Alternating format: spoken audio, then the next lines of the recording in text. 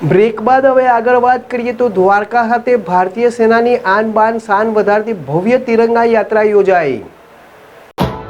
ભારતીય સેના દ્વારા કરાયેલ ઓપરેશન સિંદૂર એ માં ભારતી અને દેશના તિરંગાને દુનિયાભરમાં ગૌરવ અપાવ્યું છે, જેને લઈ દેશને વધુ ગૌરવ અપાવવા માટે દેશભરમાં તિરંગા યાત્રાનું આયોજન દેશવાસીઓ દ્વારા કરવામાં આવી રહ્યું છે, જેના ઉપલક્ષમાં દ્વારકા, ખંભાળિયા અને ઓખા ખાતે ભવ્ય તિરંગા યાત્રાનું આયોજન કરાયું છે।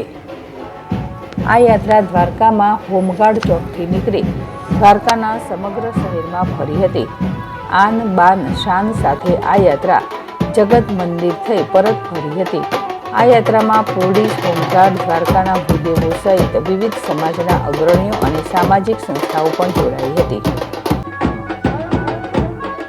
જ્યારે દેશમાં પહેલગામ ખાતે આપણા નિર્દોષ હિન્દુ લોકોને જ્યારે પોતાની જ્ઞાતિ જાતિ પૂછી અને જ્યારે નિર્દોષ માણસોને આતંકીઓ દ્વારા મારી નાખવામાં આવ્યા, ત્યારે આપણા દેશના વડાપ્રધાન નરેન્દ્ર મોદી સાહેબ દ્વારા અને દેશની મિલિટરી અને આપણી માંગને ધન્યવાદ છે, પાકિસ્તાનને ગુઠણભેટ કરી દીધું અને આજે તે અનુસંધાને આજે દ્વારકા શહેરમાં દ્વારકાની અલગ અલગ સંસ્થાઓ, વેપારીઓ, પોલીસ, હોમગાર્ડ તેમજ રિટાયર્ડ મિલિટરીમેન તથા અમારા શહેર ભાજપના આગેવાનો દ્વારા આજે તિરંગા યાત્રા રેલીનું આયોજન કરવામાં આવેલ છે। ખૂબ સારી રીતે દેશના સૈનિકોને દ્વારકા શહેર દ્વારા જેને સેલ્યુટ છે કે જે ટૂંકા સમયમાં પાકિસ્તાનને ઘૂંટણીએ પડાવી દીધું।